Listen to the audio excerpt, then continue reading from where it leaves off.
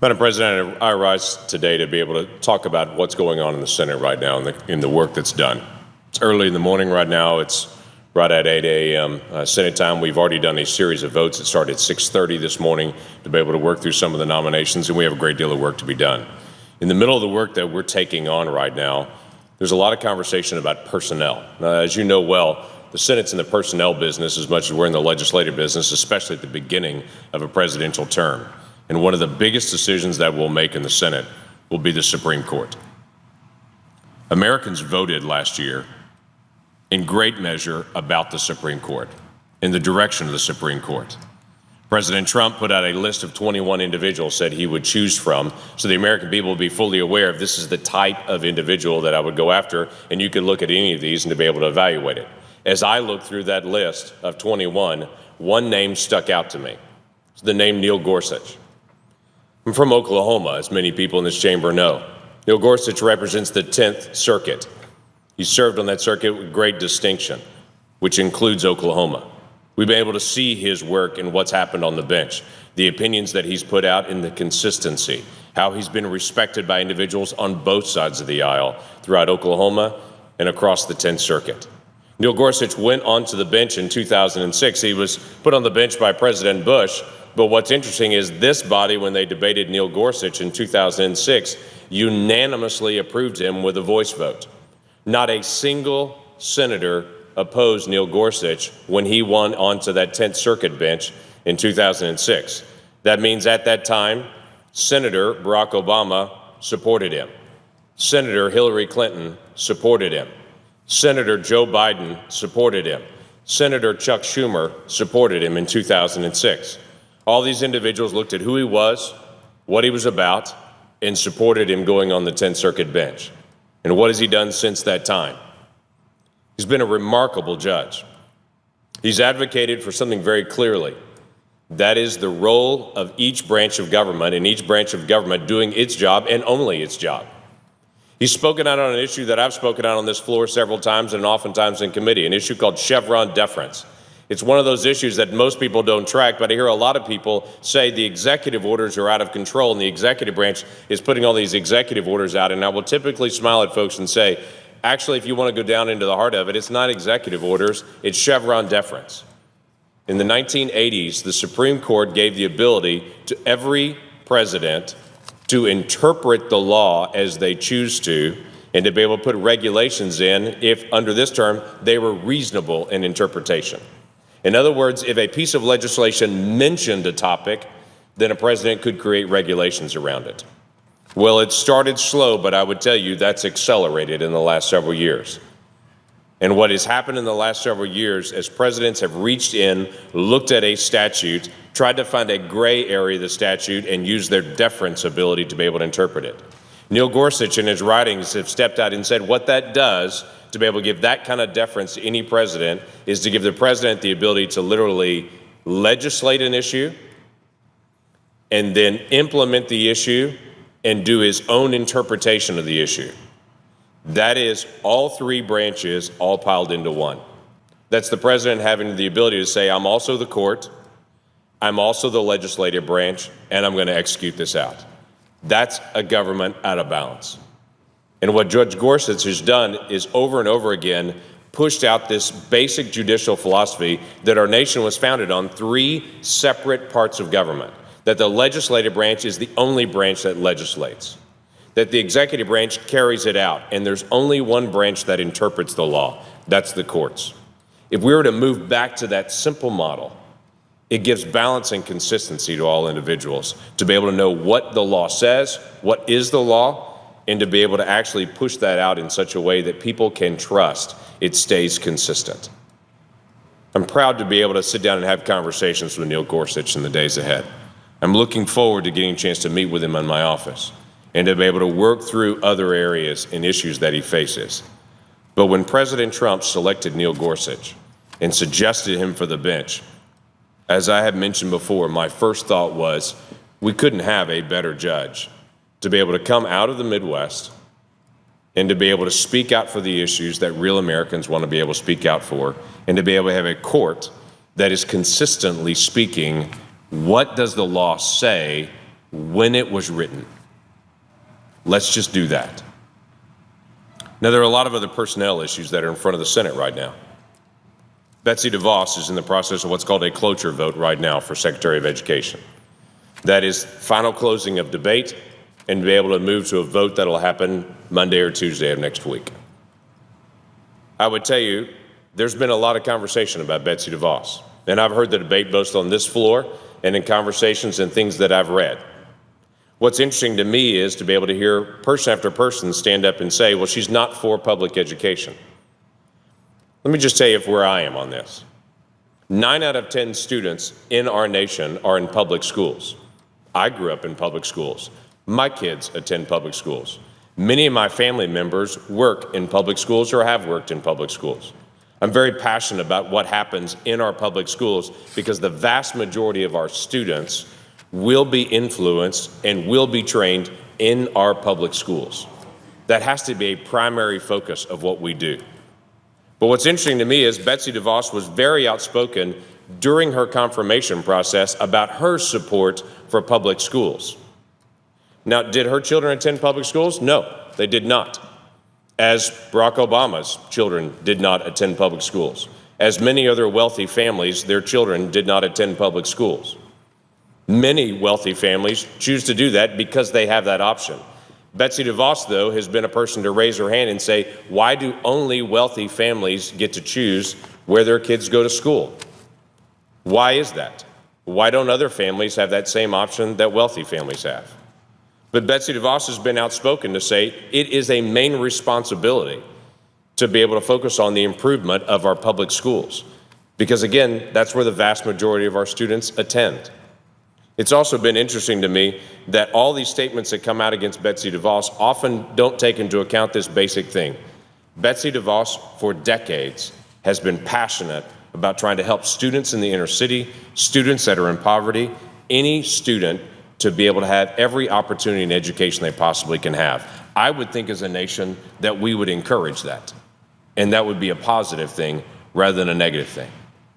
This body, in 2015, looked at a public school education law called No Child Left Behind and said the direction of public school education is going the wrong way.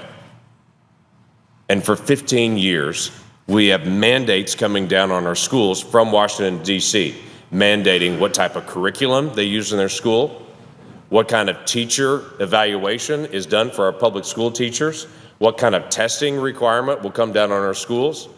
And this body, with 85 of 100 voting for it, said No Child Left Behind is putting federal mandates on every school. And the place where those decisions should be made is not Washington, D.C., is local districts, done by parents, done by teachers, done by superintendents, and done by state legislators. That is exactly what Betsy DeVos has said as well. Betsy DeVos has been very clear. She's not trying to promote every state and every district doing charter schools, allowing vouchers or private schools, allowing other options. That is completely the decision of the school. And while I've heard people say, if she is put into place, she will take away all this money from the schools, that is not her role, nor her capacity to even do that. She has been very clear to say, all of those decisions are made by local districts and by state legislators and by parents, where the decision should be made. Betsy DeVos has been very clear. No Child Left Behind was the wrong direction. 85 members of this body, in a very bipartisan way, agreed with that 2 years ago. President Obama agreed with that 2 years ago. And we all said the best place for education decisions to be made is the local level.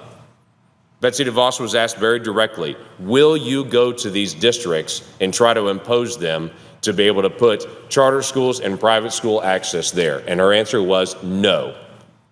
That is up to that local district what they choose to do. But nor would she try to stand in the way. That if a local district or if a state chose to provide other options, that is not her role in the federal government to try to stand in the way of that. I, quite frankly, find that refreshing, that someone would say, we're not going to run your school from Washington, D.C. What you choose to do in your schools, you're allowed to do. Now, there's been a lot of conversation about charter schools. and other options that are out there. May I remind people, when I hear people all the time say there's a problem with vouchers, and how could the federal government be involved in any money going to private schools or public schools or whatever that may be? We settled that issue decades and decades ago. It's called the GI Bill. When the GI Bill was passed after World War II, the federal government told those veterans coming back from the war that you could choose to go to any school you want to go to, public school, private school, wherever it may be. The GI Bill is still considered one of the most effective tools that our nation has ever done in higher education. It's a voucher program. And for many people, they've not had the opportunity to be able to think through, what does this mean? Now, again, Betsy DeVos has been very clear to say it's not her desire to be able to impose that on every state. But if a state chooses to do that, why would we stop them when we've already seen clear evidence that the GI Bill was so incredibly successful in its time, going back now 60 plus years? It's an issue that we look at and say, why would we stand in the way of charter schools when in the past they have been very well received by Republicans and Democrats alike? President Obama was a supporter of charter schools. Both of his secretaries of education were outspoken supporters of charter schools. In fact, one of them helped found a charter school. Charter schools are public schools, and they're received well. In my state of Oklahoma, we just had another school that came online that's a charter school that's been approved by our State Board of Education in a unanimous vote just a few weeks ago. These are decisions that are made by local districts. These are decisions that don't work in every area, in every location, especially in many rural areas. It doesn't work the same way. So why don't you allow that local district to make those decisions? Why don't you allow that state to make the decision? Why don't you give the authority to Oklahoma to do it? And let's not ask Betsy DeVos. In fact, allow Congress to hold her to account to make sure that our Secretary of Education is not trying to impose on our states what she wants to do, but allowing our state to do what we want to do. And what we ask of a Secretary of Education is not to run our schools, but to stay out of our schools' business and to allow us to be able to make those decisions. She's not going to step in and try to take funds away. That's not her funds to give and to be able to monitor. Our decision is, what do we want to do as a state in education? What options do we want to provide to our kids? And what I would ask most of a Secretary of Education is, leave us alone and allow us to do what we can for our kids. And quite frankly, I don't have a problem with school choice, even as a parent that sent my kids to public schools when I could have sent them to private schools, because I thought the school was doing a great job in my area. And I was glad for my kids to be able to be involved in that. But why would we ever tell a parent, if you'll give us just 5 more years, we'll get this school cleaned up and turned around? Their child doesn't have 5 more years. Their child has 1 shot. And if they wait 5 more years, they graduate from high school and didn't get the opportunities they needed. It may work for their younger brother, but they couldn't wait. Why don't we give that ability back to the parent?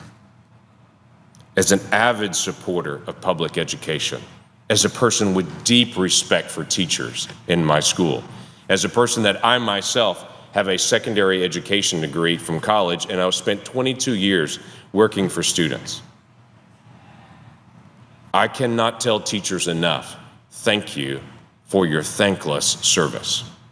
They spend all day with students that don't want to be there most of the time, and they deal with parents at night that are upset that their child got a B+ rather than an A, and they work tirelessly through a lot of bureaucracy. We're grateful for that, and I can assure you this Congress will make sure that no Secretary of Education reaches into any classroom and tells them how to do their business, including the next one. We've got a couple others I want to mention as well. Jeff Sessions, who's coming out of this body, will be the next Attorney General. He'll be a great Attorney General because Jeff Sessions has proven over the years that he is passionate about the law. He did it when he was in Alabama. He's done it here in the Senate. He's been an individual that's very focused on what does the law say, let's do that. He's been a person that's been a lover of all people, but also a person that's not willing or that's not opposed to confronting people when they need to be confronted. It's a good role for an attorney general. I look forward to seeing him in that spot. We have a favored son in this fight as well. His name's Scott Pruitt. Scott Pruitt's been beat up a lot by the special interest lobbyists and the environmental lobby. They put out all kinds of stuff about him. I'd encourage them to actually meet Scott Pruitt and to hear from him. Scott Pruitt's been passionate about the environment. Scott Pruitt actually likes breathing clean air. I know that may be shocking to people, but he actually likes clean air. In fact, he likes clean water as well. Don't know if you knew that or not. Scott Pruitt has been a very good attorney general for us. That's also been very focused on doing this one thing. What does the law say? Let's do that. And some of the pushback that Scott Pruitt has had is not that he's opposed to the law, is that he's not willing to push beyond the law, to be more creative with the Clean Water Act and be more creative with the Clean Air Act. That's not the job of the executive branches, to be creative with an old law. It's to implement the law and to do it well. I fully expect Scott Pruitt to hold every person and every company that's a polluter to account, because we as a nation all want clean air and clean water. But I also fully expect him to push back when someone says to him, you ought to do this, for him to respond, that may be nice, but that has to pass Congress, because the Environmental Protection Agency can't make up the rules. They can only implement the rules that have been given to them by Congress. Looking forward to Scott Pruitt serving in that role. And in the weeks ahead, as he's left out of committee now and advanced out of committee, he'll come to the floor and we'll have a full vote here. And I'm willing to tell all of my colleagues that when Scott Pruitt is at the Environmental Protection Agency, you'll be pleasantly surprised with how fair he is, how responsive he is, and how passionate he is about actually implementing the law. These are long days for us because there's an awful lot of stall tactics going on. President Trump is trying to put his cabinet together. By this point, 2 weeks in, President Obama had almost all of his cabinet done already. Well over 20 individuals were already in place in President Obama's first term. The other party has blocked as many as they possibly can so that President Trump can't get to work. You may think that's a nice political thing to do, but the nation had an election. And as President Obama said, elections do have consequences. And President Trump should be allowed to put together his cabinet just like Republicans allowed President Obama to put together his cabinet before. It's a fair thing, and it's a right thing to be able to do. We all need to be able to get our work done, President Trump included. Let's let him put his team together and get to work as the American people have asked him to do. With that, I yield back, and I'd note the absence of a quorum. The clerk will call the roll.